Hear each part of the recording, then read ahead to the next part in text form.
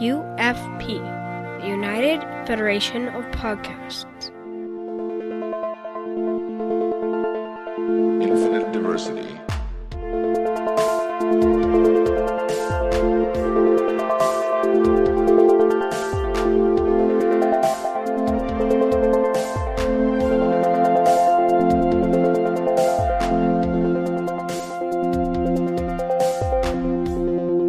Live long and prosper, and welcome to Infinite Diversity, a Star Trek Universe podcast here on the United Federation of Podcast Network. I'm your host for today, Justin Oser, and joining me are my co-hosts Chrissie De Clerck-Szilagyi and Brandon Shane Matala. Brandon, how are you doing today? I'm doing really good. I'm really excited to be here, but let the record show that Justin is here under protest. Yes, I most assuredly am. Chrissie, how are you doing? I'm doing well, but I need your guys' advice. Which hairstyle do you think is most likely to get me a tenure-track job? Definitely Not the one where like you just woke up. It's out like this, where you part it in the middle and go outwards like that. Okay. All right. That works. Sure. Yeah. So, also join with us today is a special guest, the author of some of my favorite Star Trek novels and the writer of many Star Trek episode reviews on Tor.com. It's Keith DeCandido. Keith, welcome to Infinite Diversity. Thank you for having me. Good to be here. Yeah, it's wonderful to have you here, especially because you've been writing reviews of all these Lower Decks episodes, right? Yes. Yeah. So we'll be able to get your opinion in vocal form instead of just written form. Written form, yes. Because it'll be totally different if it's vocal. But before we go too far, actually, I need to gush a little bit here. Yeah. And Keith, one of my favorite Star Trek novels of all time is Diplomatic Implausibility. Oh, thank you. I love it. I've read it like 4 or 5 times, and I love seeing Worf in a diplomatic role. And we did not get enough of that, and I think it's a brilliant novel, and I love the solution and everything, and it's truly, truly wonderful. I love that book so much. Thank you. That was actually my first Star Trek novel, and only my second Star Trek story that I wrote. Actually, no. Come to think of it, that was the first one. I actually wrote that first before. 2 things came out before it, but I actually wrote the novel first. So that was my first work of Trek fiction that I wrote. Nice. What a great start. And apparently it still holds up. So thank you. Yeah, I love that one. Oh, and while we're gushing, so you've written some stuff that I really love. I might as well mention it here. So one of them, I've loved the Starfleet Corps of Engineers novellas, and you wrote one that I read a little while back called Breakdowns that I just absolutely loved. It was one of my favorite things. I mean, you have to be kind of deep into the stories for it to really have that impact, but I love that one. And also all the IKS Gorkon novels that you wrote. I love those. Which spun off of Diplomatic Implausibility, so it kind of flows right, exactly. So anyway, listeners, if you haven't checked out Keith DeCandido's novels, you really should. We really love them here. So you want to give a favorite, Chris? You might as well. Oh, bad podcaster. I didn't look up the list. No. That's okay. I'll just say I love all of them. There you go. Okay, that works. I have, I'm in the process of rereading about the last 10 years worth of the Star Trek books. Oh, well, you won't find much of mine. I haven't. My last novel was 11 years ago, so. Oh dear, I'm sorry. The only one I've read. Yes, the only thing of mine that has come out fiction-wise was the Klingon Art of War, which was a hardcover coffee table type. That is fun. I love that one because of the connection, the ideas of the Art of War and the historical context. Yes. Do you have a favorite Star Trek novel that you've written, Keith? Like a personal favorite? Probably Articles of the Federation. Yeah, that's a great I one. love that one. There we go. There you go. Okay, yeah, that was me. Yes. That was my for those of you who haven't read it, which is probably most of you because it didn't really sell very well. It's a Star Trek version of The West Wing. Basically, it was a year in the life of the Federation president, President Nanbako, who then went on to become a major supporting character in Star Trek fiction, which I did not expect, and that's one of the reasons why it's one of my favorites, honestly. Plus, President Bako was created as a tribute to my late great grandmother. Who had died who died 1 year before the year that I created the character. I created her for the 2004 novel, A Time for War, A Time for Peace, which is when she was elected. And then I followed that up with her first year in office. And Bako was very much based on my great-grandmother, who was a wonderful woman. She died in her sleep at the age of 98, surrounded by all 10 of her kids in 2003. and she was the matriarch of this huge family, and she easily could have run the Federation, no problem. I'll bet with 10 kids. Yeah. Most of them were raised during the Depression, so. Yeah. Oh, wow. That's what they did back then. My dad was the youngest of 10, right? My grandparents had a farm outside of Saskatoon, and they farmed and they made babies. To help with the farming. Yeah. To help with the farming. Yes. That does seem to be more common then, because my mother-in-law was one of 12, so bigger families then. Yeah, my mother-in-law was one of 8. And oddly enough, my father's family were farmers, but there was only 3 kids. So, Yeah, Interesting. my family, they weren't farmers. They lived in limestone mining country in western Pennsylvania. Oh, So okay. Oh, wow. That's awesome. And yeah, that's an amazing novel, and listeners should check out Articles of the Federation. You'd have to check it out in ebook. The book is out of print at this point. You can find a used copy. I mean, the one nice thing is that Simon & Schuster was very much in on ebooks before it was cool.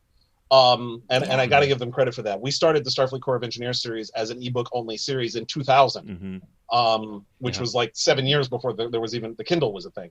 And they were very good about making sure that they had the ebook rights and that they did ebook versions of everything.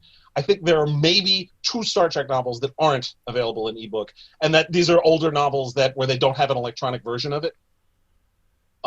Because these are novels that go back to the typewriter days,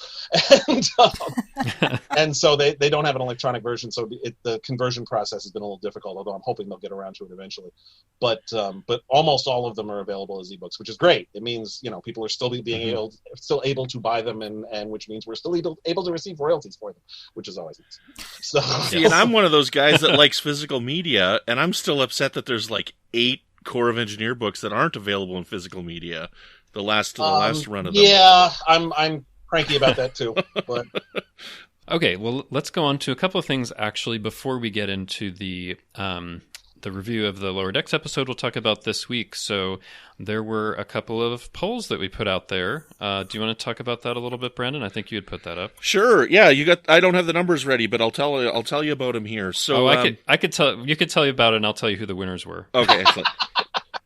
Yes, so I posted a poll thinking I was being super creative, and I posted 2 different polls. One is saying, who's your favorite Lower Decks ensign? And then the other poll is, who's your favorite command staff character? And Justin's like, I messaged Justin a message. I'm like, I just did these great polls. And Justin's like, you mean like the ones that I did 6 weeks ago?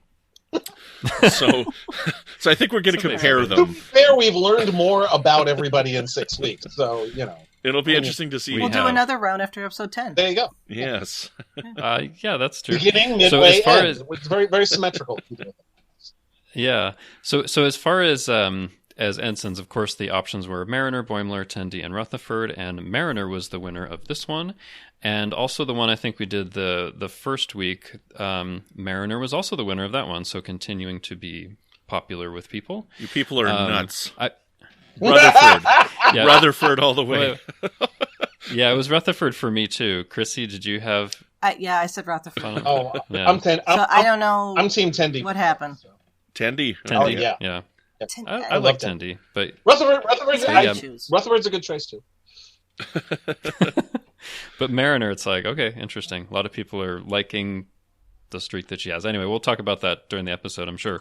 So then the other one had to do with the command staff, basically the senior officers that we see the most of, and choices for that were Captain Freeman, First Officer Ransom, I think Security Chief Shax, and then the Chief Medical Officer Ta'ana. This one was interesting because Shax won this one, but Ta'ana won the original one 5 weeks ago. So that's a change. We've seen more of Shax since then, I think. Yeah.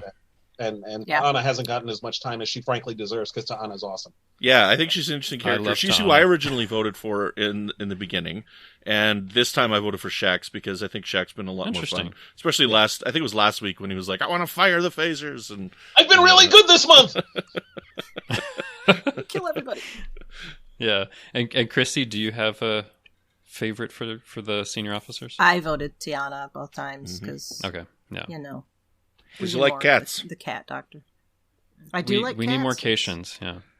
I like her because I like cats, and I also like spectacularly snotty people, and she is both of those things. So. So anyway, those were interesting polls. Let us know, listeners, what you thought of that or how you might have voted. And yeah, maybe we'll do another one after episode 10 to see if it changes. Okay, so let's go to a couple of news items. The first one that we have here was a recent announcement of CBS All Access.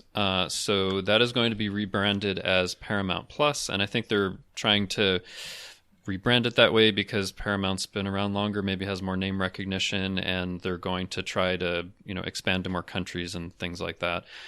So we were talking about this a little bit behind the scenes because it's kind of interesting. But Keith, do you have thoughts on this? I'm not surprised, for partly because of what you said. Paramount has more worldwide recognition as a movie studio. Mm-hmm. CBS is very specifically an American, and while it's the oldest, I think, network.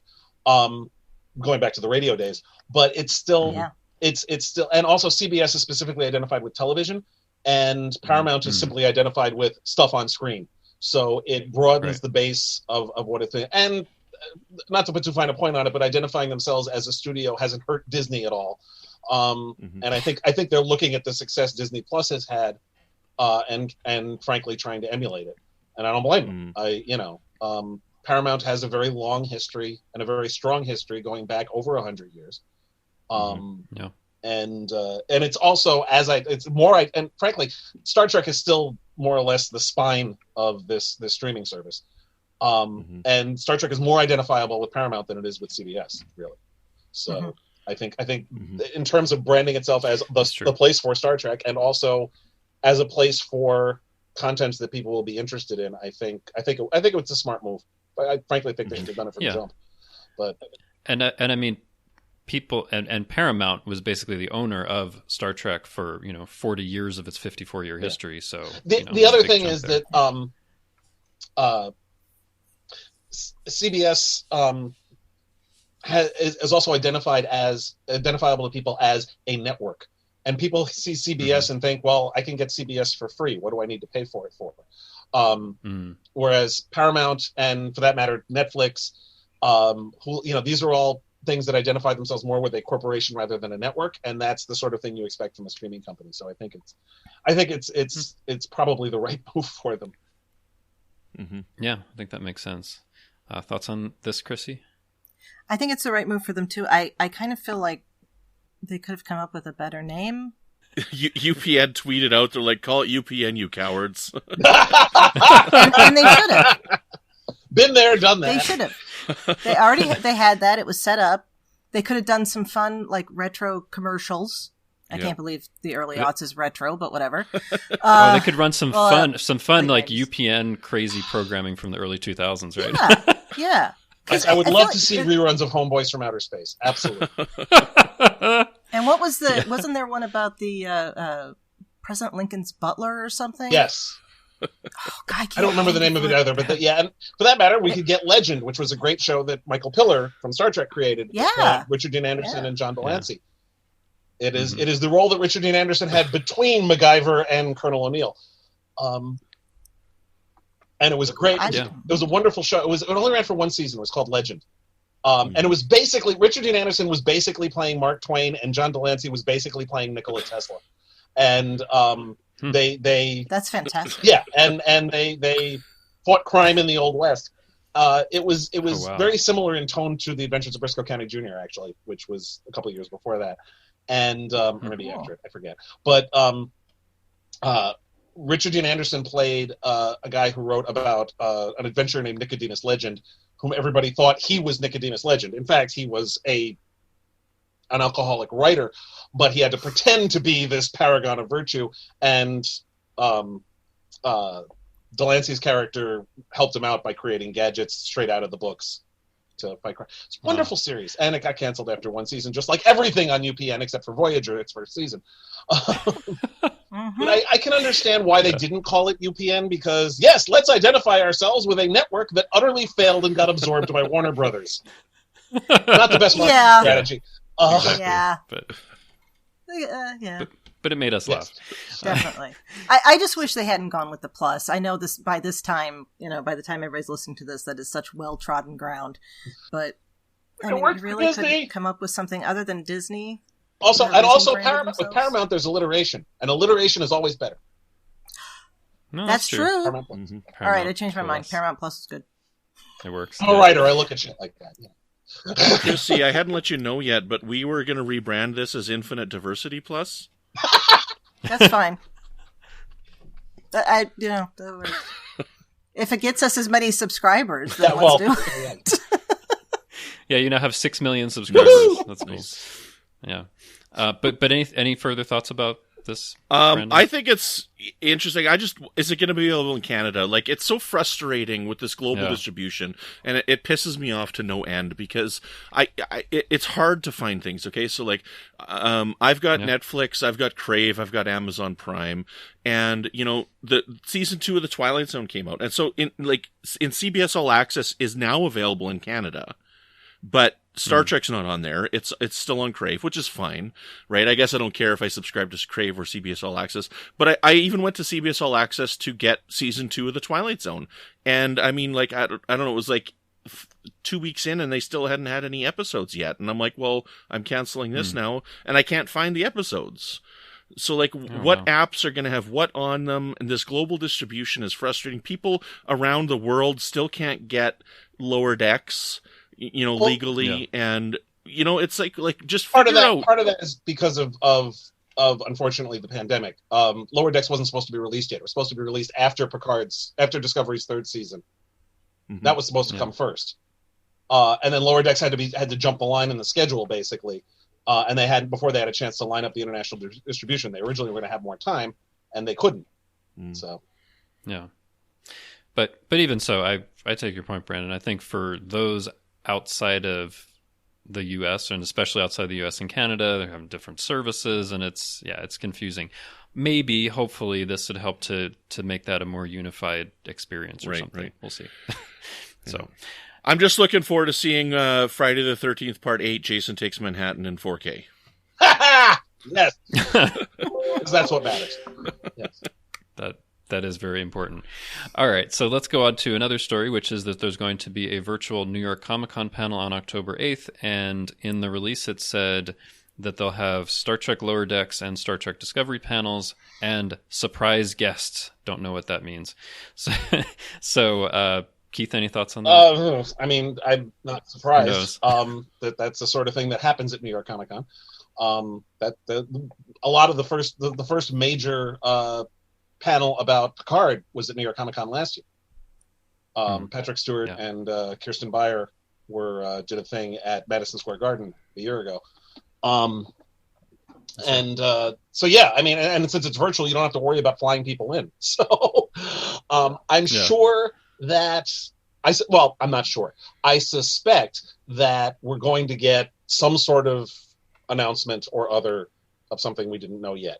Whether it's a cast list for Picard Season 2, somebody who's going to be in Discovery Season 3, possibly some other cast members for Strange New Worlds, which it would be nice to know who they are, beyond the 3 that have already been established. I mean, they've been making Prodigy for a while, so... Yeah, they may have a release date for Prodigy, too. Although that's going to be on Nickelodeon, not on Paramount Plus or CBS All Access. But I think it's going to be on Paramount Plus now, because Nickelodeon is a part of that, isn't it? No. The whole point of Prodigy is to not be on a streaming service. The point of Prodigy is to be on Nickelodeon so that kids can see it easily. Prodigy is meant to be specifically geared toward kids, to introduce kids to Star Trek. And then that will lead them eventually to other Star Trek. So it was never not going. It was always created with the intention of it being on. I don't want to say a free service because no cable service is free, but you know what I mean. It's as part of that Paramount Plus ad showed Nickelodeon on there, right? So, well, it will also be available there, but you don't have to get Paramount Plus in order to see it. Is the point? Okay. Oh, I see. Yeah. It'll probably also be available as part of the streaming service because it's all one big corporate happy family. But the original airings will be on anywhere you get Nickelodeon to be able to get it. Okay. Interesting. Yeah, I guess we'll have to see because it could be something like it'll be on Nickelodeon first and then it'll be on Paramount Plus like a day or two later or something. Who knows? That's what they Anyway, do with Chrissy? HBO, and right now on CBS All Access, like the episodes of Colbert, they'll put them up 3-4 hours after it airs. Right.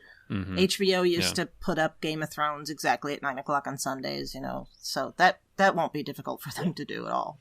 Mm-hmm. Yeah, we'll see.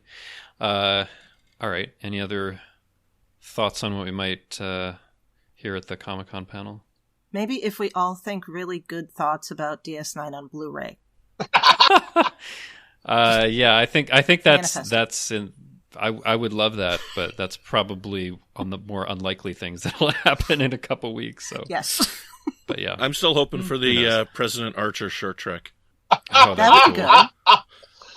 That would be cool. So, Actually, yeah, I hadn't Yeah. thought of that. That's right. They may be announcing the next batch of Star Treks too. Why not? yeah. So, That That be is cool. actually Get some quite excitement. possibly one of my favorite things that Secret Hideout has been doing. It's Yes. a great idea, a Mhm. wonderful opportunity to just tell little stories that don't fit anywhere else. yeah. Exactly. Yeah. Definitely hope for more of those. Okay, so we have one other news story, which is that Star Trek Picard recently won an Emmy for makeup. So that is the 37th Emmy in the franchise's history, and this one was specifically for outstanding prosthetic makeup for a series, limited series, movie, or special. It's the same award that Discovery won last year, and Neville Page, who's the creature designer, and James McKinnon, who's the makeup supervisor, were already also part of that team. So Star Trek picks up another Emmy. That's good, Nice. right? Excellent. Although it'd be nice for them to get one for acting sometime. Too optimistic. But There's more of a chance of it now than there was the last time we had several Star Trek series on at the time. So Definitely. yeah. yeah, I think is it still the case that the only actor to be nominated for an Emmy on Star Trek was Leonard Nimoy for the first 3 seasons of the original series? I think that's I'm not right. sure. I didn't don't remember know. that he Something like that. It's a rare thing. But I anyway, know the last season of TNG got nominated for the Best dramatic Drama. series. Yeah. Yeah, which that's was true. basically a pity award. But Yeah. Or right, a pity nomination. Really, it's like, Get it. oh yeah, you're going off Yeah. the air. Let's give them something nice. Mm-hmm. Yeah, exactly. So, but anyway, that's the news for this week. So let's talk about, I know that was a long way of getting to the episode, listeners, but we're finally here. So we're going to talk about episode 7 of Lower Decks, which is Much Ado About Boimler. And as we usually do, we'll get kind of initial thoughts and first impressions. Keith, as our guest, I'll start with you. And basically, if you want to say anything kind of initially about the episode, we'll get into the specifics a little later, but then also maybe what you've been thinking about Lower Decks as a whole so far. The problems I had with this particular episode are some of the same problems I've been having with the show generally, which is that it can't seem to make up its mind what it's trying to be. And this particular episode I thought was trying to cram too much into a half hour. And as a result, none of the various threads I thought got sufficient play. And which was frustrating because the potential was there for some really good stuff. At this point we know that Mariner is a screw up who is capable of being greater than she is. We already went through this in Moist Vessel a couple of weeks ago. And seeing it again, except this time with Captain Ramsey instead of with Captain Freeman, it felt a little repetitive. And I'm not thrilled at the idea of a Starfleet officer who deliberately makes herself incompetent to avoid responsibility, especially when, as we saw in this episode, it puts lives in danger because she forgot the tricorders, which is, a dopey mistake. And it just didn't get, I don't think, a sufficient resolution. I didn't like, although in my review on Tor.com, I slagged this part of the plot. In retrospect, now that we're, a week removed from it, the whole freaks on the ship thing was it annoyed me when I first watched it, but the more I think about it, the more I didn't think it was that bad. Because it was pretty much obviously the delusion of that one guy who, and I'm getting into too much specifics, I'm sorry. No, that's okay. But it didn't cohere together as well as it should have. I think it would have been better off focusing on one, especially when you've only got a half hour to tell the story, a little bit more focused on one of the stories and cut out some of the more secondary stuff. But that was my take. So. Okay. Yeah, but I mean, I've been reading along with some of your reviews. I think there's certain things you've been enjoying and other things that don't work for you. Yeah. I've been enjoying the hell out. I mean, the various Easter eggs. I love the fact that you had 3 people who all got hit by Delta Rays, and they all had they were all in the Pike wheelchair with the beeps. That was beautiful. And I love the fact that we're seeing things like people with visors and the when Mariner was convinced that Boimler's girlfriend was some sort of creature, her little board of things she thought it was great. You know, there's little stuff like that works nicely, and I love I especially loved the Chain of Command parody in this week's episode in Much Ado with the 3 of them, with Shax and Freeman and Ransom in the all black outfits with the little hoods that they wore in Chain of Command, and going off on a mission with the new captain in and Mariner making the Jellicoe reference and all that. That was lovely. I have to say, for that one where it was a takeoff on Chain of Command, one of the things that really made me laugh was when Freeman was on the view screen talking to Ramsey, and you see Ransom in the background. He has a weight and he's like doing bicep curls while she's talking. I thought that was hilarious because it's just like a little detail in the background. I love stuff like Ransom's that. Great. I love. He works in better in small doses, but it's all the little touches of him being the macho guy is perfect. He's Jerry O'Connell's doing a great job with the voice because he's basically channeling Tim Allen in Galaxy Quest when he does the voice. It's great. Oh yeah, I see that. Yeah. So Chrissy, your initial thoughts on the episode? Not a favorite, not terrible. Okay. I have more when we get into the specifics, but there was a lot going on that it didn't mesh properly, like you were saying, Keith. It just was, it's all over the place. And there were, particularly like the dog.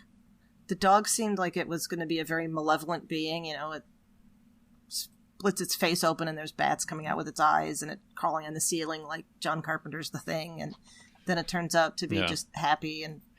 And they've done that before with Mr. X, where it seems like this is going to be an evil thing. No, it's really nice and it's fine. Yeah. So they've done that multiple times. Which we will talk about. That's a very Star Trek thing anyway. True, but it's a monster that kills people. No, wait, it's a mother protecting its young. I mean, that's. Well, that's true, but we can talk about how they execute in this one. But so it sounds like, Chrissy, you enjoyed some of it, but had some issues and didn't quite hit the way some others have for you.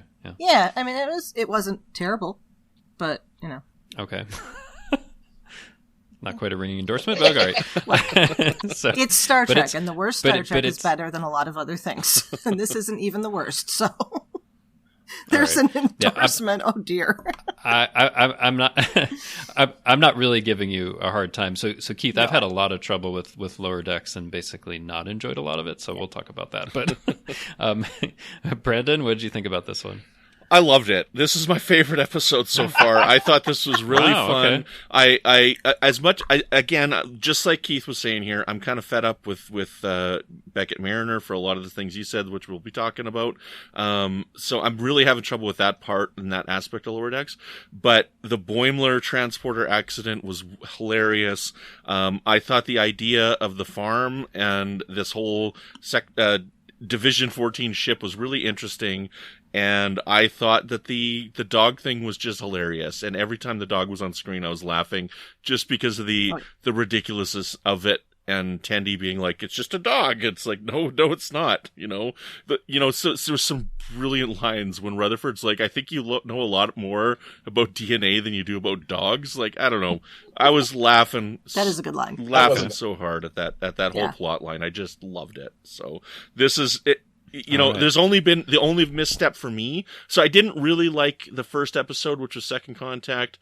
And then I didn't really like Moist Vessel. But other than that, I think it's just getting better.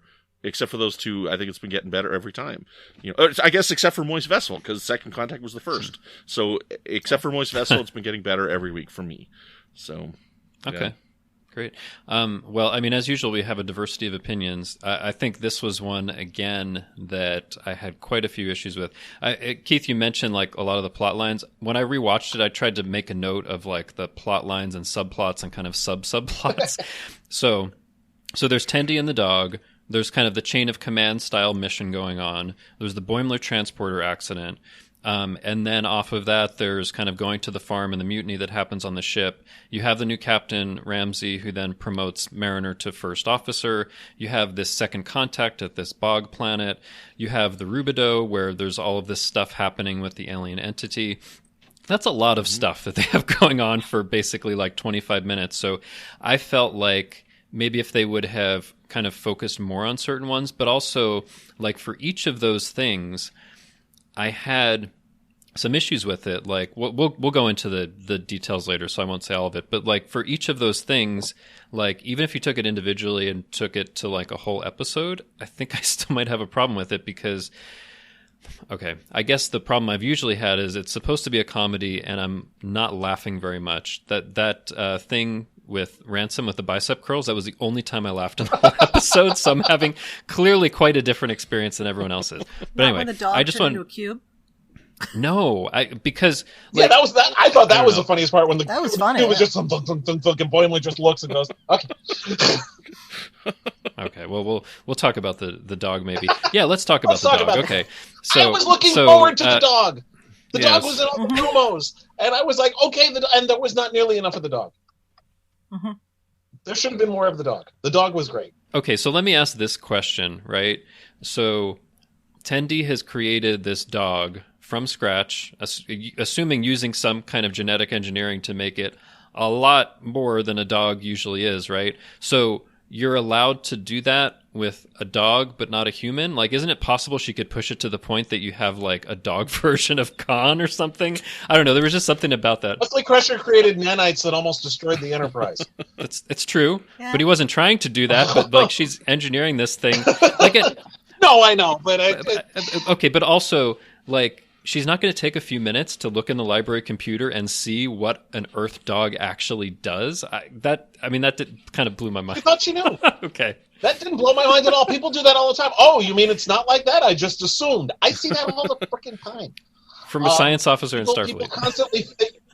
people just assume that they know something and they don't need to look it up because, oh, well, I know how that works. All right. That's a very common... failing. I didn't have an issue with that at all.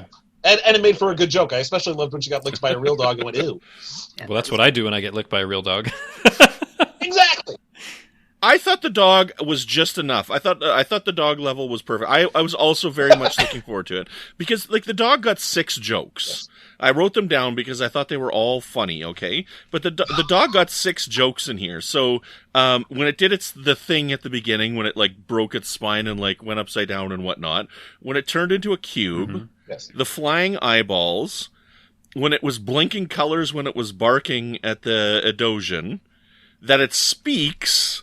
And then that it flies off. I mean, like, there's 6 jokes. Like, what about the bats that come the out eye thing, the flying eyeballs, I said. Oh, that's the eye thing. Okay. The flying eyeballs. Yeah, that's the flying eyeballs, That's a lot of jokes for one subplot in a thing. I think that was pretty loaded for me. Part of it is I just like dogs.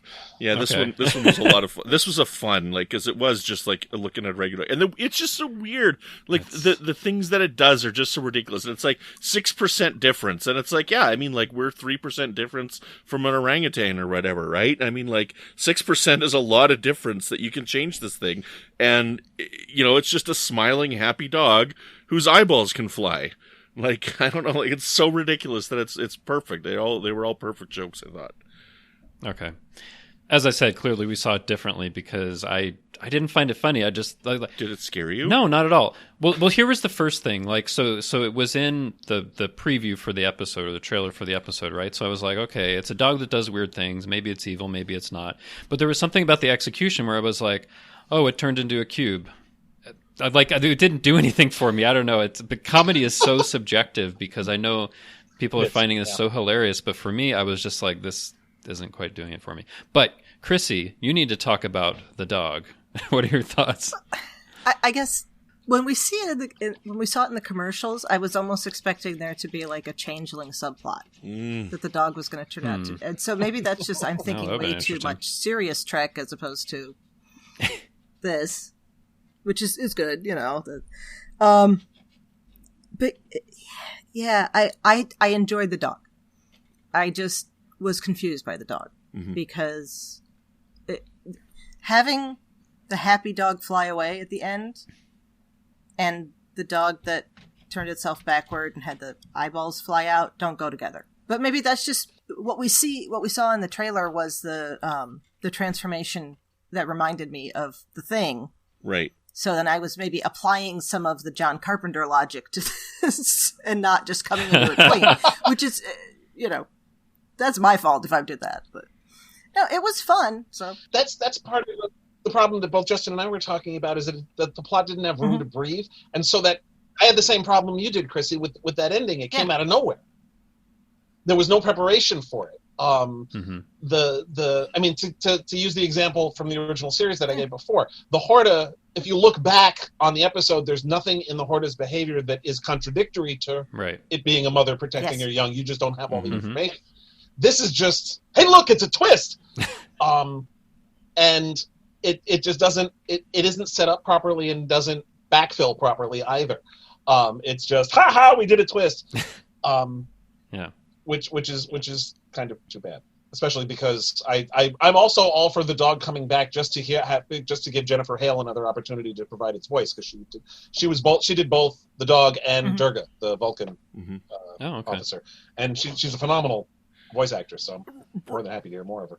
But it just wasn't set up properly. Yeah, but the thing about that is it is all about tone. I mean, like that's the one thing that we're having trouble with on this podcast, right? Because for me, I've firmly planted that this show is not canon, okay? Like, I know they've told me that it is, but, it's not. It's a parody, and that's how I go through it. That's how I watch it. And, when it comes to the discussion, we still talk about this show as if it was Star Trek, right? Like, how do these people act? Because it is. Yeah. That's Star Trek right there on and the so label. we're like, and then we've got people telling us you should just don't look at it so serious. And it's like, well, I can't just look at this as if it's funny, because that's not an interesting discussion. Oh, wasn't that funny when this happened? Oh, wasn't that funny when this happened? Yeah, and I'd be like, it's not. End of discussion. It's more interesting to. And I'd be somewhere between. So, but I mean, also, like, the difference with this dog and the Horda, though, is that, I mean, it's the tone of the show. Like, the Horda is designed to be a mystery and a serious look at misunderstanding what's going on because we don't have all the information. But see, that's what's not working for me, because I think you can absolutely have a show that's funny and has a message to it. That's what for me personally, is missing, because I want the Star Trek that I watch to have like an interesting message, and a lot of times the message of the show wasn't that funny. And for me, I want more out of it, and I think it can be funny as well. But anyway, that's why I think Envoys worked so well. Yeah. Envoys had the message was really just be nice to each other. True. But that's a good message. And that was still funny, but it had the compassion and the optimism that is Star Trek's hallmark. I love the fact that in Envoys, every single time Rutherford said, I don't think I want to be in this department anymore, and he was worried people would be upset, and every single time the response was, okay, great, follow your bliss, go for it. Which was great. That's Star Trek. That is very Star Trek. And I agree with Justin. There's no reason why they can't do that on a more regular basis and not just, I had the exact opposite problem with, and I'm blanking on the title now, with Boimler's girlfriend. Cupid's Errant Arrow. Cupid's Errant Arrow. Thank you. Yes, I only write articles about this with the title in the headline. You think I remember them. That's okay. Because that entire episode was predicated on Mariner being mean. And that didn't work for me, because that was entirely predicated on, there's no way Boimler could really have a girlfriend. And so there must be some. And you know what, Keith? That was my favorite episode. Mine too. Like, that's the one episode I really enjoyed, and yeah, you had a big problem with it. But with that, the execution worked in many different ways because of watching Mariner go completely crazy trying to figure it out and all the in-jokes. But I didn't like the place where it came from. It came from basically Mariner thinking ill of Boimler. That's true. And of course, and this is the other frustrating part, Mariner always winds up being right in the show, no matter what. That's true. Which is also getting tiresome, because frankly she's an annoying, creepy person. Take that, you people that made her the winner of the poll. But yeah, no, there's no reason why you can't do funny Star Trek and still do good Star Trek stories. Yeah. I mean, all the shows have done it at various points.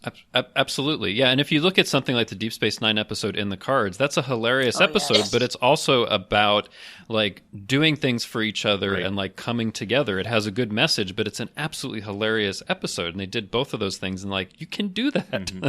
So anyway. Well, they weren't cribbing O. Henry this time, so that might be part of the problem. Well, that's a whole other topic. Before we go on go ahead. I think this episode did have a message, but maybe it was just like bonk bonk on the head. Okay, don't pretend to be something you're not. With Mariner, right? Yeah, but it's not that she was pretending to be something that she's not. Okay, let's shift and talk about Mariner and Ramsey, shall we? Yeah. Because, so in this part of the plot, basically, when the captain, the first officer, and the security office chief go off on this chain of command style mission, there's a new kind of visiting captain that comes by. There's Captain Ramsey and the staff that she brings along, right? Ramsey is a best friend of Mariner. He's made captain. Like, I don't know, how old are these people? But anyway, that she's a captain so quickly. But was I the only one that thought they were gonna when that first opened up and they showed her that they were gonna do a love story between her and Mariner? I did not think that at all. That would have been awesome. Just the way that she came out, I thought it was going to be like a love at first sight thing. I just thought like, oh, they're good friends. Interesting. Okay, hadn't thought about that. Would have been fine, but okay. So the captain's coming over. They're old friends from the academy, and then Ramsey ends up making her the first officer, which. Sure. I don't know if I don't know. There's not like a second officer on the ship they could have, or Durga or whatever. But anyway, so that's what happens in this plot. And they go on a couple of missions. They go on the mission to the Bog planet, where, as you're mentioning before, Keith, Mariner forgets the tricorder. She's going the wrong way. Like, there's all this stuff that she doesn't have it together.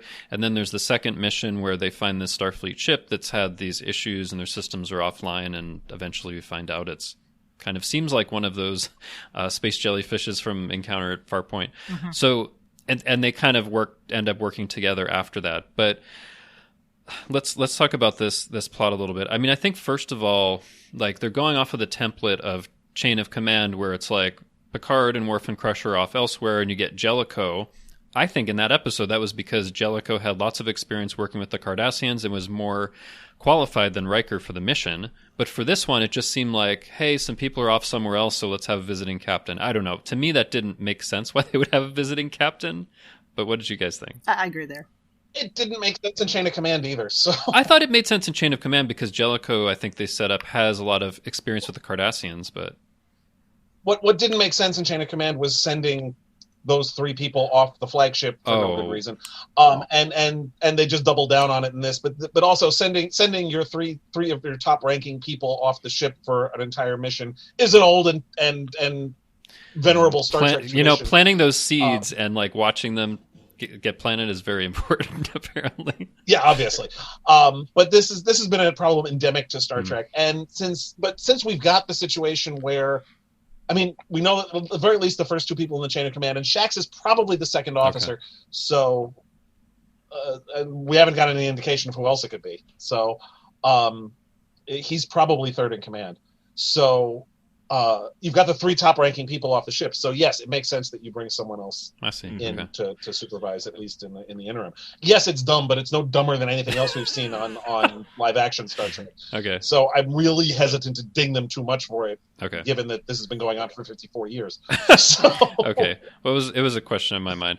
But anyway, so like there's a lot of things that happen in this plot with Mariner and Ramsey and Chrissy. Like, what did you think about this part of the episode in general? I thought that was a fun exploring their friendship. The thing I really focused on was this gave us a ballpark for Mariner's age. You think so? She is not the same age as Boimler, even if he said that I don't think so. He thought. Because I don't think so. I went and looked. Okay. This is what I was doing instead of looking up your bibliography, Keith. I'm sorry. This better be good, Chrissy. No. Okay, so Fine. So Kirk was considered one of the youngest, if not the youngest captains, and he was given a captaincy at 32. Okay. In the prime timeline. Yeah, that's what we're... Or what, Okay, like just wanna be 22 clear. in the other one? So... Let's not open that can of worms, shall Okay. we? So and then prime Kirk 32. Okay. Kirk's 32. Riker was offered... His first command was offered to him at the age of 30. So Okay. he beat out Kirk by 2 years if he had taken it. If he had taken And it. Twyla So- Scott beat them Okay. Yeah. from Conspiracy. But we don't know how old she We don't know how was. old she was, but she Yeah. was the But, youngest. but yeah, like early 30s is like Yeah. the boundary for like youngest captains kind of thing. That's but- that makes sense. If you graduate the academy at presumably, if you're a human, at least at 21, Yeah. 8 years probably strikes me Makes as sense. the minimum you would Yeah. be able to move Yeah. up the ranks. So If you're particular, let's say Ramsey's 35. Okay. Just picking. Let's say she's a fairly young captain. That mean and she says that everybody thought that Mariner would be the first captain in their... I think she says in their class. in their class. Yeah, so I think they were part of the same class. So yeah. conceivably they're about they the were. same age. Yeah. You know, let's assume Yeah. that we don't have Mariner coming into Starfleet oddly late, you know, or that She's probably Ramsey somewhere came in in her particularly early. 30s then. So yeah. yeah. And I think that was interesting to me as a picture of someone who's in their 30s who doesn't know what they're doing with themselves yet. Because there's a lot of people right now in my generational cohort who don't know what they're doing yet. Or they did the thing that they thought they wanted to do, and it turned out to be completely wrong. Or the 2008 crash totally screwed it up. You know, one of those two things. So, Yeah, I can see that. yeah, I think there's something reflective in Mariner about that. Mariner's the millennial or the exennial who had to move back home. And now what? You know? Yeah. Although I do have a question, like, why did Ramsey think that Mariner would be like she used to be? Because wouldn't she be able to go into her record and see if she was demoted for something, right? Like, shouldn't there be an expectation that something happened, or it wouldn't be like she remembered? But anyway. Well, remember what Mariner says is she gets in trouble for doing stupid things that get in the way of doing, or stupid rules that get in the way of doing good things. So it's entirely possible that Ramsey walks into this saying, okay, I know why you got demoted. It was a stupid rule. We don't know yet what that was. Okay. And I want to put you in a position of getting back on track. She's pulling her in like Picard with Ensign Rowe. And because they're friends, right? It's that friend who's helping to motivate. It's like, I can come in and help you because I know the Mariner of 10 years ago, or however many years ago, right? When we were in the academy together. Yeah. Well, I think what you guys are saying makes a lot of sense. I just didn't get that sense in like watching the episode, but as you talk about it, I'm like, oh, okay, I think that makes sense. But they didn't cue me to think that way. No, it wasn't clear. Well, that's another byproduct of rushing the plot. Yeah, it is. Because you could have had a scene between Mariner and Ramsey where Ramsey would have been like, hey, I know what you've been through. You did this and this, but let's start a fresh page. And it probably would have taken about 30 seconds. But anyway. Instead of her putting on that hat. And kissing the pineapple. Captain's trinkets.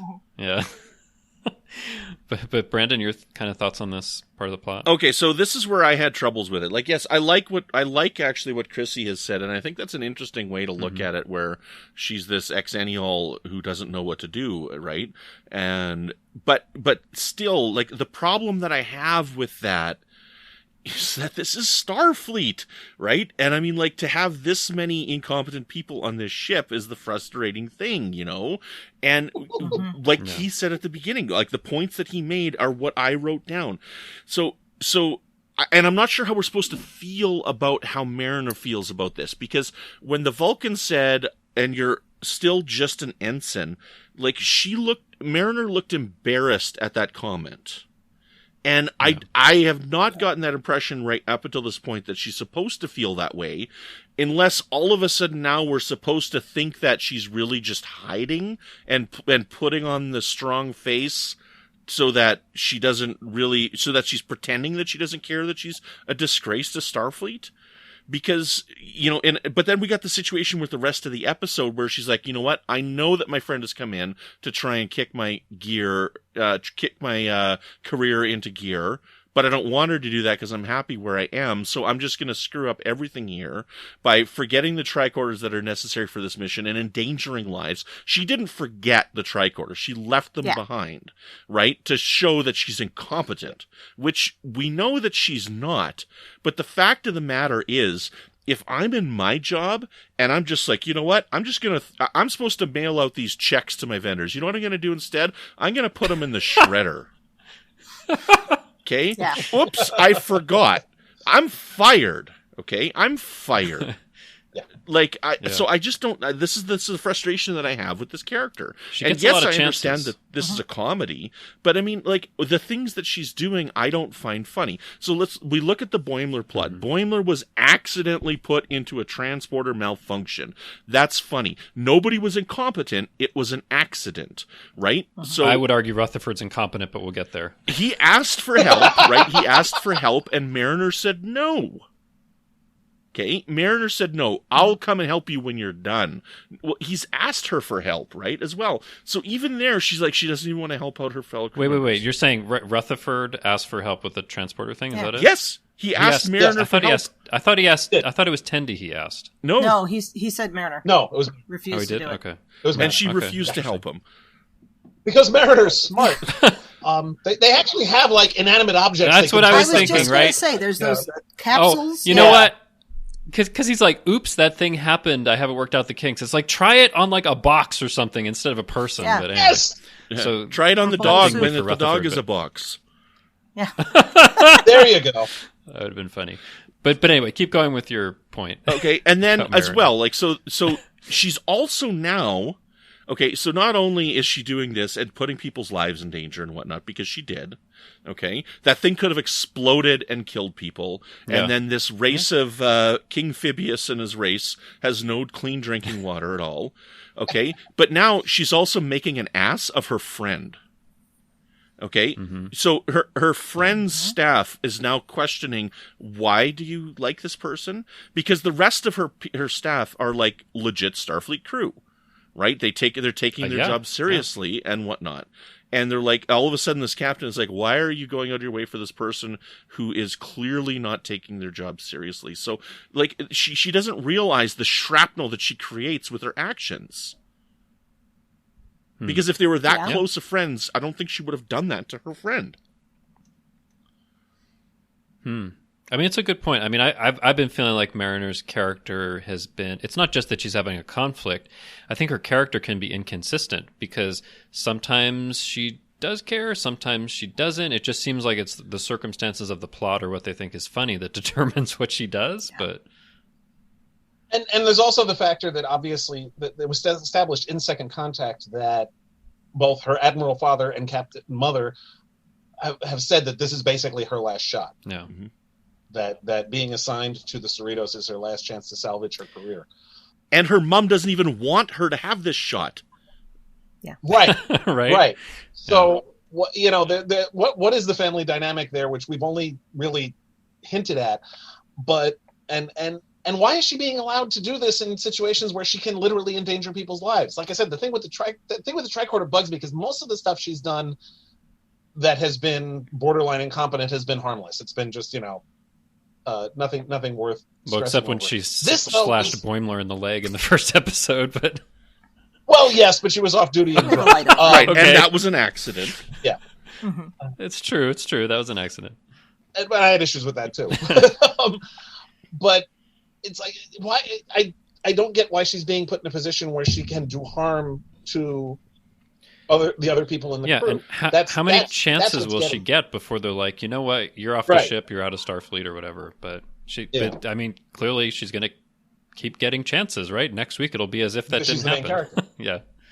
But I really like to know what more of that story, and like what was frustrating this should have been a step forward from that, but this is really only a step sideways. This is all information we had after Moist Vessel. Right. We didn't get any new insights into her character. We just saw the person she hung out with back at the academy, who could also be just as disappointed as Captain Freeman is. And it just, we need to find out what's going on there. And yes, there should be. One of the things I said after Second Contact in my review of it, and I stand by this after however many episodes we've had now. I can see Mariner. I think Mariner would work better if she was Chris Knight from Real Genius, Val Kilmer's character. Somebody who used to be the best of the best, and then just realized that it was all completely ridiculous, and there was no point, and just saying the hell with it, and just being ridiculous and silly moving forward. Instead, they turned her into Pluto Blutarsky from Animal House. Wow. And I think that was a bad choice. I think it would have been much more interesting to see her as somebody who's jaded and cynical and just not taking anything seriously, but still having the talent and like we saw here, anteing up and kicking in when things got really serious, like when the thing started to take over the Rubidoux. Okay. Well, I'm expecting in the season finale here that we're gonna like the climax of the season is gonna be that she accidentally started a war with the Klingons. They put her on a tribunal and they send her to life in prison, and we find out that she's really the foster brother of Worf. That's what I'm expecting in the season finale. So, okay. Yeah. If that happens, I will give you $1,000. Oh, nice. That would be really something. No, not really. I don't think I have the money for that, but then it'd be interesting. You'll have lots of kudos. But yeah, it is a good question, Brandon. Like, this is an episodic show. Are they building up to something that would be a shift, or where you think something's going to change, or is it just going to be another episode and the season ends? I don't know. We'll have to see. So we've talked about Mariner and Ramsey for a bit. I do want to say about Ramsey, it's always nice when you see someone who has something other than an American accent, so that's cool. Always like that. That's something Secret Hideout has been really good about.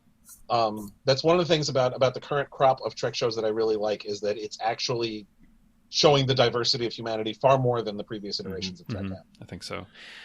But is there anything? Go ahead. Well, but not just in the characters, but also in the nomenclature. The names of ships, and although on Lower Decks they're obviously sticking with every ship is named after a city or a town or a neighborhood. Except there's one in this one that I think isn't, but I don't know. We'll get to that. No, they all are. Rubidoux is a neighborhood. Well, the Division 14 one, Ostler, that just sounded more like a name. It sounded like you. Was that? I know, it's 2 letters off my last name. Yeah. But it had that on the side of the ship. Anyway. What was it called?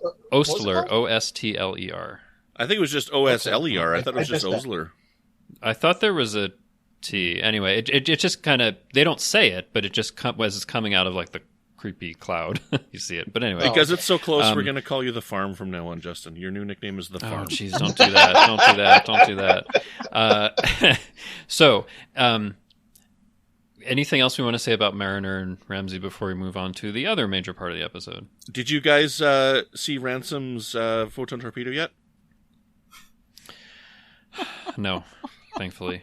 I did not laugh at that. Anyway, moving right along. So here's an interesting thing. We've been talking for almost an hour, and the episode is called Much Ado About Boimler, and we haven't really talked much about Boimler yet. So let's talk about him. So Boimler has this transporter accident, and I have to say, as we talked about before, Rutherford puts him through when he shouldn't have. But anyway, puts him through. He's kind of out of phase, and also he's stuck in the kind of feedbacky, chimey transporter sound, which is funny because I actually like a lot of music that's like noisy, has feedback and stuff, but this sound I could not stand. For one of the first times ever in Star Trek, I had to turn down the volume for a while because I was like, they're going to do this for more than a few seconds, and I'm not going to like it. So that was an interesting choice. But anyway, Boimler has this accident. We find out that there's this Division 14 that deals with, I think they said, space illnesses and mysteries or something like that, unsolvable. Which makes sense. There's so damn many of those things in Star Trek that it's like the Department of Temporal Investigations. Of course they have one of those. I think it makes sense, and it's presented as something where, hey, you're going to this nice place where we can try to figure out what's happening, which is what it ends up being in the end. But in the meantime, you have this Ado Adosian captain. Very cool to see an Adosian Yes. like Eric's Yes. from the animated series, which is cool.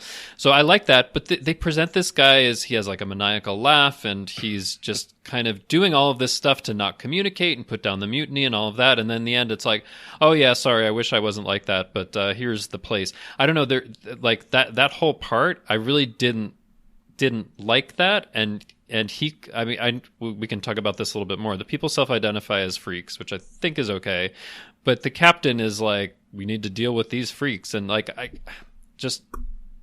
there was a lot of stuff in this part of the episode I really didn't like because, as Tendi points out, it's very like un-Starfleet-y, and like there is no reason for this guy to be so opaque about what's going on and make them think that something bad is going on. So anyway, I've given my take before I asked for you guys, but Keith, what did you think about this part? I agree with you. It was going for the misdirect, but it was such an unconvincing misdirect because Starfleet wouldn't do this, and nothing that the officer who was half old and half young, which I loved, by the way. I loved the fact that half his body was aging and half his body was de-aging. That was hilarious.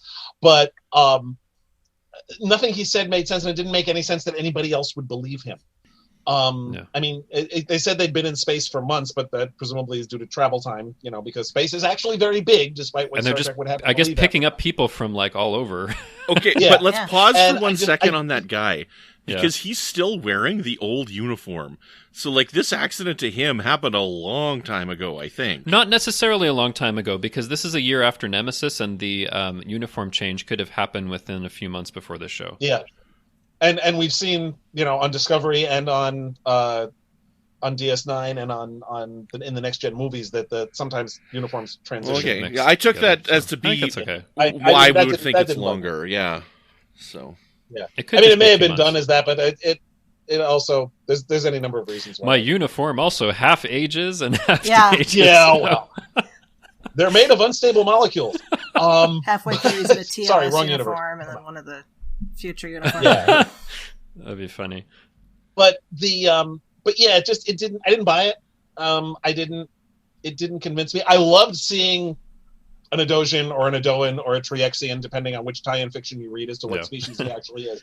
But I am all for them continuing to bring in aliens from the animated series. We have now had 3. Yeah. Here. We have Ta'ana, we have the captain of the Division 14 ship, and we also have the Vendorian from Envoys. Which was I literally squeed when we saw the Vendorian. I was like, yes!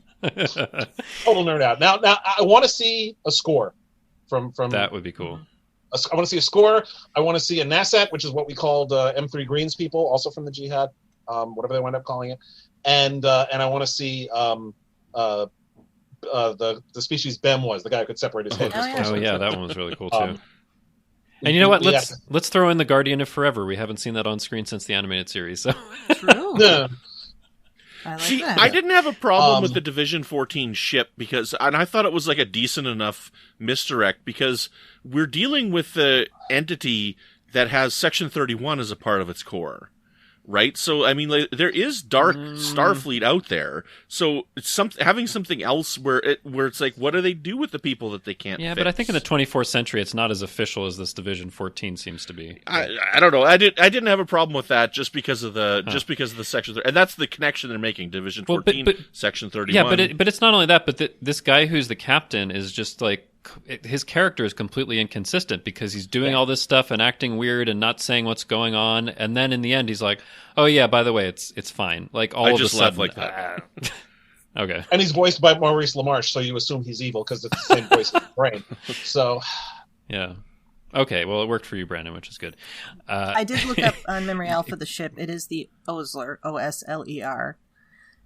Oh, wow. So it's only one letter for my name? Yeah. I'm almost honored. And it is an Osler-type starship. So, I guess that's why it's the NX. So, yeah. Yeah. Come on, guys. You couldn't have dropped the L. Yeah. Anyway. Well, that is cool. But with the freaks comment, though, so I tweeted that out and I was asking, I'm like, did anybody have a problem with the term freaks? And a lot of people are like, no, because they self-identify that way. And I'm like, okay, hold on. The writers are writing that they self-identify this way, right? I mean, like, I had a bit of problem with them labeling themselves as freaks. Before we started recording, before you had joined us, Keith, Chrissy and I were talking, and I immediately thought of the Todd Browning film, Freaks from the 30s, right? I'm like, there's got to be some kind of reference to that, right? But I'm like, you know, like, I don't know how to put this, because Honestly, I'm not... Seeing them all start chanting one of us, gobble, gobble, one of us would have made the episode so much. And they kind of do that with much. Freaks Fight Back, Freaks Fight Back. It has the same feel as one of us, you know. Sorry, Brandon, continue. No, not at all. So, I don't know, but yes, the writers have said that they self-identify that way, but I mean, like, if I write a character and I self-identify them with a completely derogatory term, that's still not okay. You know, I don't know. I think, the context can matter. Like, as I said, I think people self-identifying by a term that has traditionally been derogatory or wanting to turn that around, I think is fine. But this captain is using it in a very derogatory way. Like, those freaks need to, and like, that's something that has been used for a long time to put people down, to discriminate against them. And again, like, if people that would, I guess, fall into this category of having like all of these issues want to self-identify as that, I think that's okay. But having this captain basically use it in the same way, and then later it seems like he's nice and he's fine and he's off the hook and they're at the farm, just feels wrong to me. So, like, anyway. Homosexual people were referred to as freaks. But you would never see a character written who's gay and, like, I'm going to self-identify as a freak and that's going to be my thing, you know? I don't know, like, just like, the term. If you're going to use that example, they took back queer, you know? Yeah. They took back, forgive me, fag. There are people who self-identify that way and they say, that's who I am and I'm proud of it. Mm-hmm. So right, but it's the way it's the way in which you use it, because the captain in this episode is using it in a way that is derogatory and putting them down and making them like less than sentient beings, really. Yeah. So that's the problem, is how he uses it. But and then in the end, he was just kidding, which is not very convincing. Which is not cool. Like, I mean, this guy basically like made them think that they were imprisoned and going to go to a horrible fate, and he gets off scot-free in the end. But anyway. Yeah. Okay. So, and again, it was another in the series of twist endings that don't make any sense. I thought it didn't make any sense that they didn't know they'd landed. I agree. I agree. Yeah. No, they have oh, come on! They can't. They have inertial dampers. They can't even feel it when they go into warp, for crying out loud. Yeah, but I mean, didn't the airlock have a window? This doesn't have to, but. It seems like it doesn't. It just has a hatch that opens like as a ramp, which is weird for an airlock. Want a window in an airlock. It might break. Good point. Okay. That's true. Although I think we do see airlocks with windows. DS9. In DS9, when they put people in airlocks, that you can see out the other. Anyway. Yeah. Cardassian engineer. Okay, so, but like, okay, I think most of what we've been talking about has to do with, you know, this Division 14 ship and what they were called and, you know, all of that. But, like, this thing is supposed to be about Boimler, and I feel like he gets a little short shrift because he has this weird accident and he gets thrown into this weird thing, and then all of a sudden, like, it wears off, which I think makes no sense. They should have had some technobabble thing that cured it, but I don't know. There was just, like, so... This is probably my least favorite plot because there was so many things about it that, like, the noise that they all make and, like, the misdirect with the captain and, like, I don't know. I really disliked it. I'm sorry, guys, but... Feel free to say whatever else you have to about it. Well, Rutherford's saying it's just cosmetic when he brings everybody up, but he doesn't know yet that Boimler's, you know, healed, whatever word. Well, that's also what he said when Boimler first transformed, too. I think it's him just covering his own butt. Well, I bet it's after that Boimler comes in and he it, says, "Oh, you're fixed." Yeah. It's just cosmetic. I wouldn't think it was cosmetic if that happened to me, but... Wow. Okay, anyway, other stuff we want to say about the plot with Boimler and the farm and Captain and all that? I don't think I got much more to add. I think it's I thought it was really funny, the accident that happened to him, but it was I had a problem with the word freak being used, so that's my cross to bear, I guess. So context. It's I totally see where you're coming from with that. The context is for kings. Yeah, it is indeed. So. Heard that. I was going to say, I was quite glad that they didn't try to make it The Fly, because the setup with the two transporters was definitely The Fly, and so that was good. Or Boimler becomes like a 12-year-old child. Yeah, we didn't need that either. Oh, of course, I was going to say, Oh, de-age him by the Hait, 6 years. the Hait, yeah. Keith. Did you guys notice that the two women that were fawning over Boimler at the end had pointed ears? I did not. I didn't notice that. I did until one of my later watching today, and then I wondered: are they Romulans or are they Vulcan "quote unquote" freaks because they are emotional? So, but I'm probably reading way too much into it. But it was one of those sitcom tropes, like, oh my God, they're so into him, but it doesn't work out because of this one reason. But because anyway. It's Star Trek: The Office. Basically.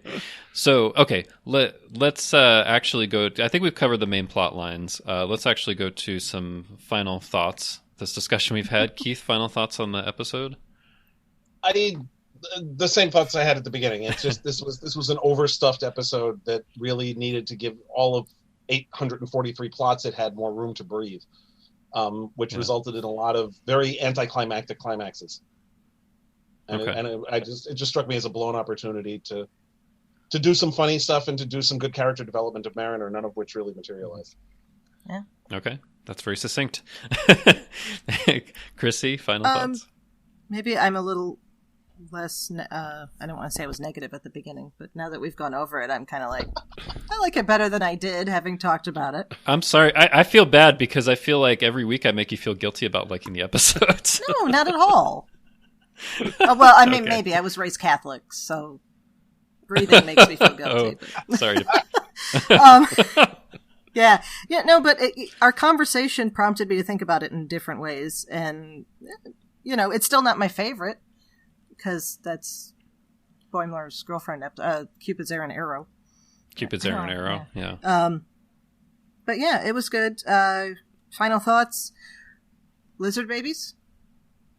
Oh yeah. Anthony. Oh yeah, there was the that creature. Guys, stop going infinite velocity. It's really bad. I'm embarrassed that I totally missed that. I didn't realize that's what that was, and I just watched Threshold a little while ago for my Voyager rewatch. In fairness, the one in this episode I think looks quite a bit bigger than the ones we see in Threshold. I think. Yeah, it looks like the adults. Maybe they it looks like the Janeway or the Paris big one. Yeah. Oh, I guess so. Yeah. Maybe it was the perspective, but anyway. It's lizard babies growing up. It is, yeah.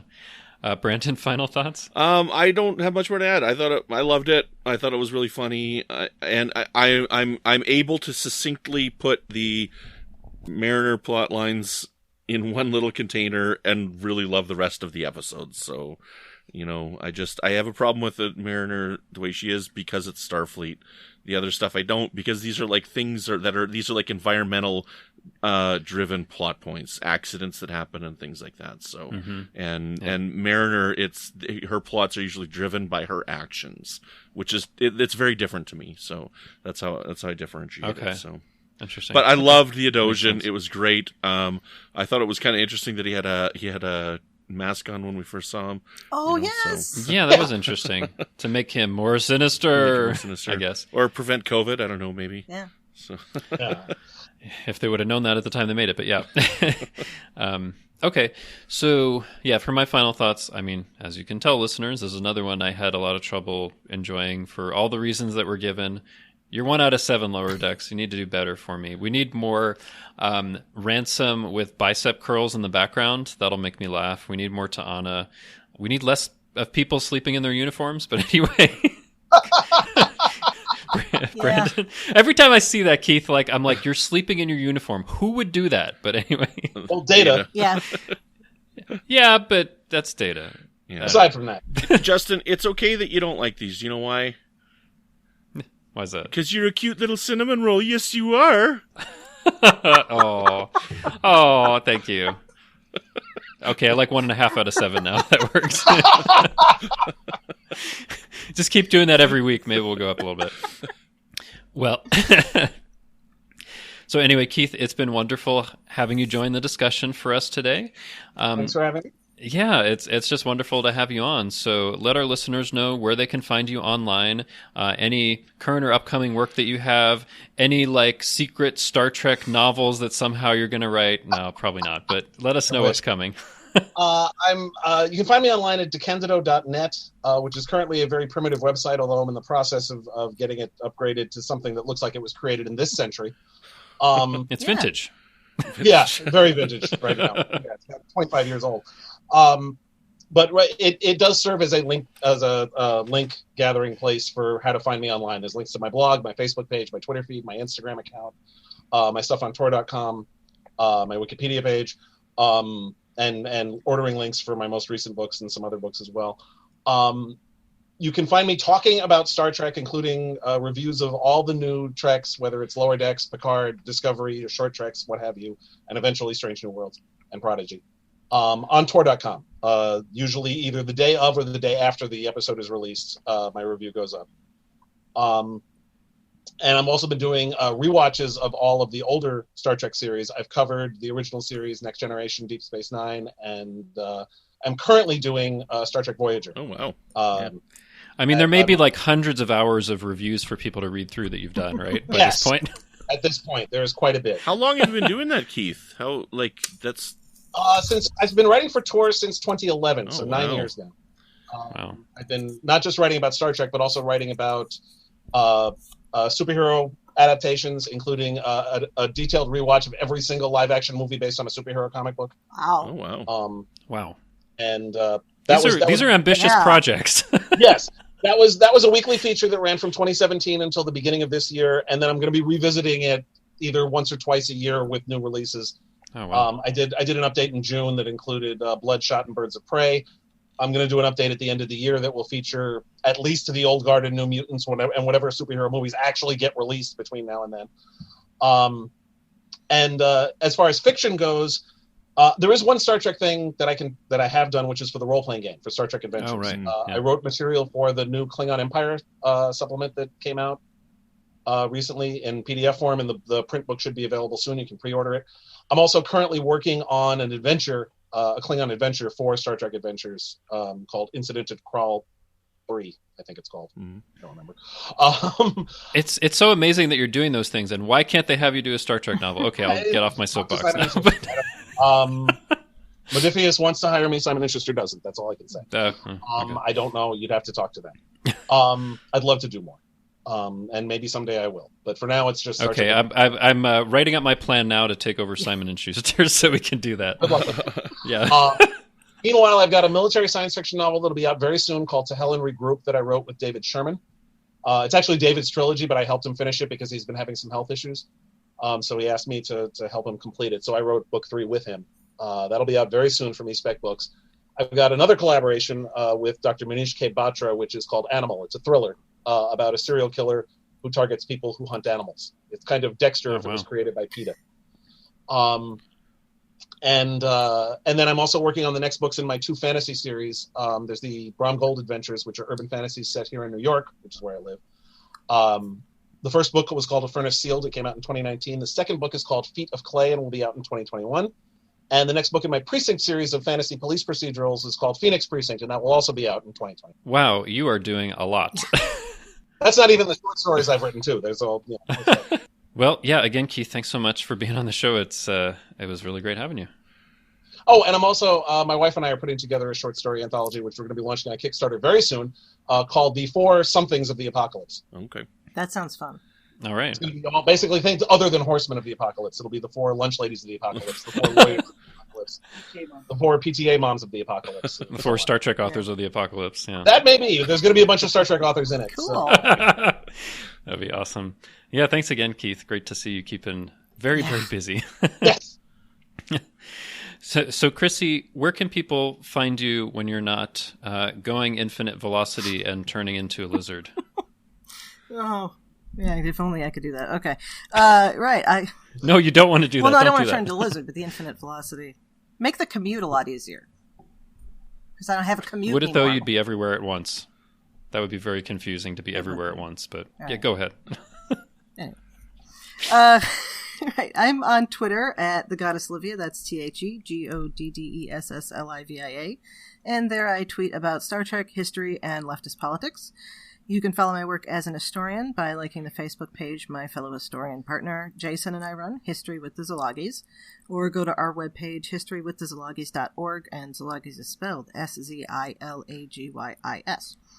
And there you'll find our most recent projects. I've been putting together some essays called Historical Musings, and there I discuss historical context for and comparisons to current events.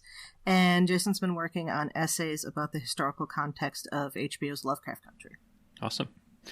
So, Brandon, where can people find you when you're not telling everyone that Borg smell like old trash bags? They do. It's crazy that nobody talks about it. It's crazy. You can find me on Twitter. You can find me on Twitter at Brandon Matella. You can find me here on the network with a show called Franchise Fatigue, which looks at all the movies, remakes, and sequels in a series. And we are rapidly approaching the end of our run on Planet of the Apes movies. So that's been a whole heck of a lot of fun and perfect timing for this year with our pandemic and whatnot. You can also find me on the Nerd Party Network. We are wrapping up our series on David Fincher called House of Fincher. This week coming out is our episode on Mindhunter Season 1, which is like the greatest television show ever made. And also over on the Fandom Podcast Network, I have a show called Good Evening, an Alfred Hitchcock podcast, where we cover Hitch's films in chronological order. Justin, where can people find you when you're not turning clear silvery because of transporter accidents? Brandon, you should have said when I'm not filing the L off the hull so it can be the USS Oser. Where are you? Where can we find you? We're not trying to make it the USS Oser. Well, it was exciting, you know. Anyway, it's cool. You can find me on Twitter. I'm at TrekFan4747, where I tweet about nothing but Star Trek, and you can find me in our Facebook group for the United Federation of Podcasts, the Federation Council Chambers. So listeners, thank you very much for tuning in to Infinite Diversity and making it to the end of this podcast once again. Congratulations. So I know there are a few of you that make it this far. Thank you to our executive producers, Ken Tripp, Tony Robinson, and Zach Moore. Thank you to Zach Tripp for the wonderful theme music and Tony Robinson for the awesome show art. Please rate and review us on Apple Podcasts, and please subscribe. If you want to reach out, you can find the United Federation of Podcasts Network on Twitter at UFP Earth, or our show on Twitter at IDIC Podcast. We also have a new Facebook group for the United Federation of Podcasts that I mentioned before called the Federation Council Chambers. You can discuss this episode or any other episode for a UFP podcast. Just go ahead and search that on Facebook and request to join. Or you can email us at infinitediversity@ufp.earth. So on the next episode, we'll be talking about Episode 8 of Lower Decks, the title of which we don't know yet, but I'll just call it The Dog Returns, because we want that. I think we all want that. So until then, peace and long life.